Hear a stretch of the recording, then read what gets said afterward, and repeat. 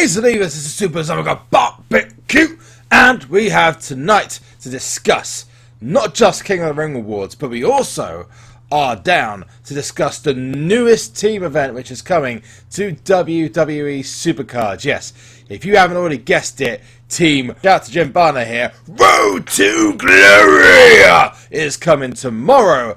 Actually, potentially if you're in America, tonight, which is going to be awesome, and we're going to get into that as well as the schedule going forward, as they have confirmed what's going to be happening after what is basically 3 or 4 weeks without an event card. Sorry, 3 or 4 weeks without a team's event at all, which obviously is not awesome, especially when they were literally throwing PCCs at us. So let's get into it. So yes, the first thing to discuss is Team's Road to Glory, and down here tomorrow, I would imagine you're going to see just underneath this Road to Glory bar is going to be a Team's Road to Glory, and it's going to work very similarly. Let me explain exactly how it works. So first of all, it's exactly the same as Team's PCC. The difference is going to be that this other option, if I go to here, go to edit team cards, you're actually going to have that coming soon bar is going to completely remove itself, and you're going to have another slot available for another enhancement if you want to use it. It is going to work exactly the same as Road to Glory, and when I say exactly the same as Road to Glory, I mean exactly the same but with a team. It is exactly as you would expect it. You've got 10 team members, or up to 10 team members. You need to have a minimum of 5 as far as I'm aware to be able to compete, and once your team is done, you need to lock in. So if you need to get some team members, do hit me up on Twitter. I'll give you a retweet so we can try and find you a team. Again, hit me up at SuperZOMGBBQ and we'll see what we can do for you. But Team RTG is going to have a couple of really awesome cards in there, a couple of cards that aren't that great. My understanding is that the Survivor card is a Wade Barrett, which to some is a pro. The legendary card is a Sheamus, which to a lot of you is a pro. And if you're on a decent team or on a quite an active team, you should be able to get yourself a legendary pro there. Downwards from that, the rewards aren't brilliant, the ultra rares, etc. But those will all come up in the preview, which, you know what, the actual team event sounds fantastic. For me, Wade Barrett is kind of useless, so I'm not really that fussed with the event. We're just going to do what we can to get to it. There's going to be no ranking system, so literally it's just a case of just play and see what you can do. But if you are playing Team RTG, bonus you're actually watching this video, let me know how you're getting on, how quickly you're getting towards your objective, whether you're looking to get to the Epic, the Legendary, or the WrestleMania card. Let me know in the comment section below. It'd be awesome to hear from you guys. But hype for Team RTG. What's happening next, however, is going to be very interesting. But the schedule is now in full effect, and Cat Daddy, as in WWE SuperCard on Twitter, check them out if you don't have the details already, have already confirmed that the schedule is going to be changing. I said the schedule is going to be changing up to about team events. So Team RTG is going to be this week.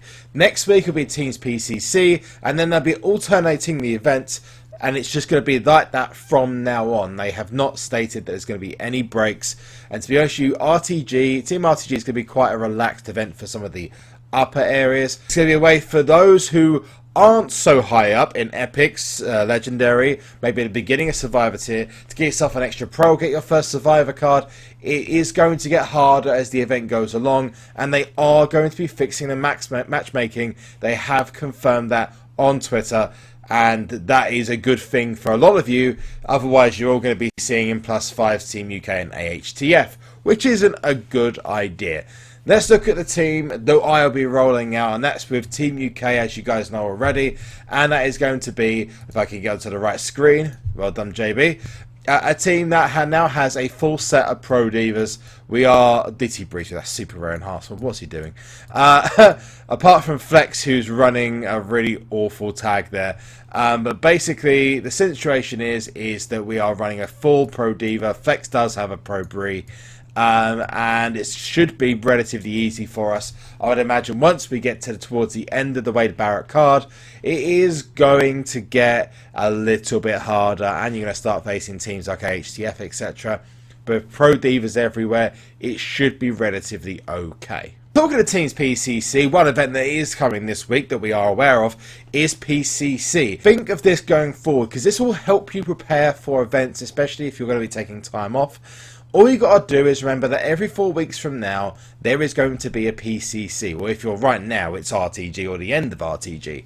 But think of it as of next week's event, it's going to be PCC. Now, I've worked this out and worked out that the potential dates for a new WrestleMania tier, if you are frequent with Season 1, you will know that WrestleMania tier last time was released the weekend of WrestleMania. I don't think that's going to happen this time, and the reason why I don't think that's going to happen is because if you look at the dates, the last event should finish, which should be a Road to Glory after ring domination, should be the week of WrestleMania. So it's likely that the week after WrestleMania, as in the 4th, the 5th, for example, of April, there is going to be a WrestleMania tier going launching, or a new tier launching at that point. I would imagine that's what's going to happen. The first event should also be a PCC, which obviously is going to be very interesting, and it was the same in the last WrestleMania tier. And that actually comes down to, we're linking so many things together here, WrestleMania, and also after WrestleMania. You guys might be aware that a certain person, Finn Balor, has been very active on Twitter and also on WWE.com, talking about the new, or perceived new as they call it, it's all crap, that they are going to be getting Nakamura and the remainder, or a lot of, apart from the Young Bucks, of the Bullet Club into WWE in the near future. Now, lots been hyped up about them, but the biggest, if not the biggest, if you're not talking about Nakamura, is AJ Styles. The fact that he is coming to the WWE, and it is heavily rumoured that he is, it's almost pretty much confirmed. I could see AJ Styles being the first card that we get as a returning superstar. Maybe whoever is facing the WWE champion, whoever it is after the Royal Rumble, could actually potentially take up their rematch cause that night, with AJ Styles then getting involved. That would be an amazing way of introducing one of the most respected wrestlers and probably the best entertainers and wrestlers into the WWE and to WWE SuperCard. So I got a lot of questions on Twitter about when these guys are going to be introduced. I would imagine straight after WrestleMania, when it's probably likely that them and Finn Balor will actually start to come up to the WWE. But if they were all to come to WWE, that would be an awesome way of shaking things up. I can't wait. Talking about scheduling, this schedule for Survivor tier is very, very different to previous tiers. Now, hear me out here, okay? Because back in Season 1, you only had to compete in one event to get a pro of a card. You actually had to go through quite a rigmarole to get... you had to go through not just the normal cards here, you had to go through not just one rock, for example, you'd have to go through 2 rocks to get to there, and the difficulty kept getting higher and higher and higher. Well, until WrestleMania tier, and they completely botched it up.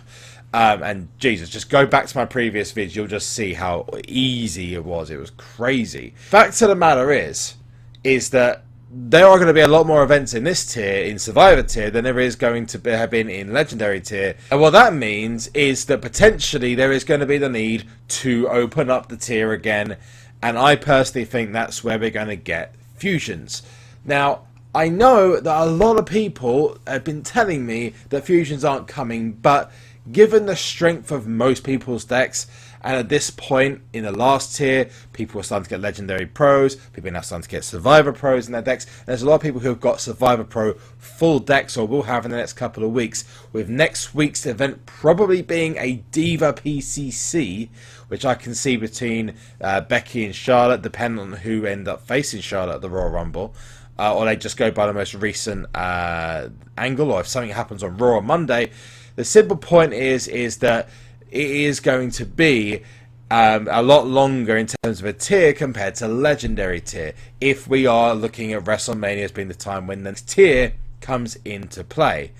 Now, with that in mind, I can see around about the 11th of February, if we're talking that as a date, so around about a month's time, there will probably be some kind of new sub-tier, especially with the introductions of throwbacks, which means a lot more people have Survivor Pros now than there probably was in Season 1.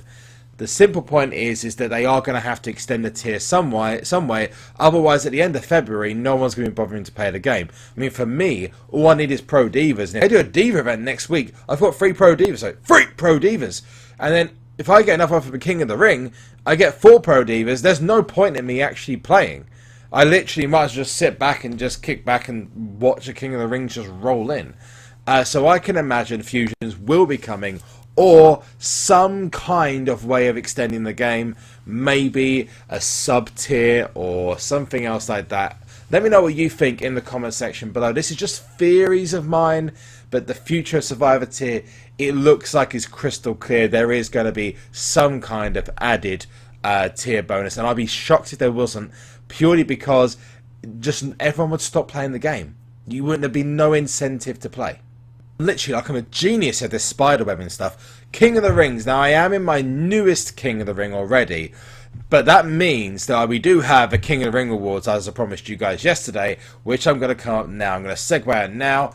I hope it's something awesome. See you guys afterwards.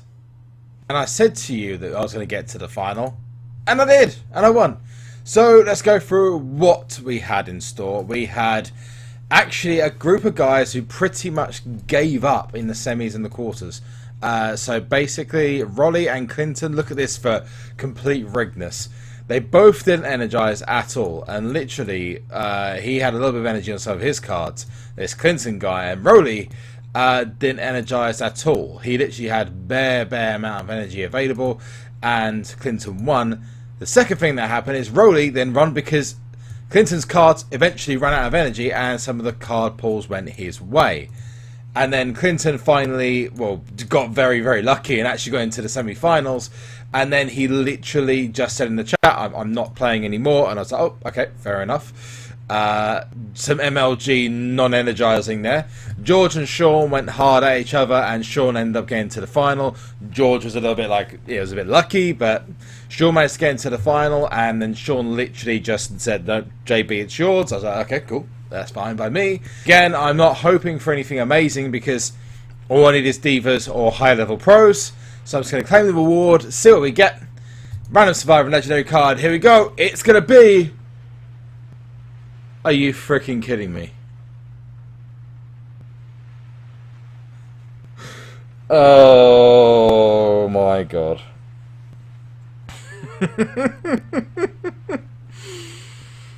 Well, ain't that a stinker? That is probably more apt for that reward. That is absolutely horrendous. Watch this legendary probably be a Diva. Oh, you're... I told you!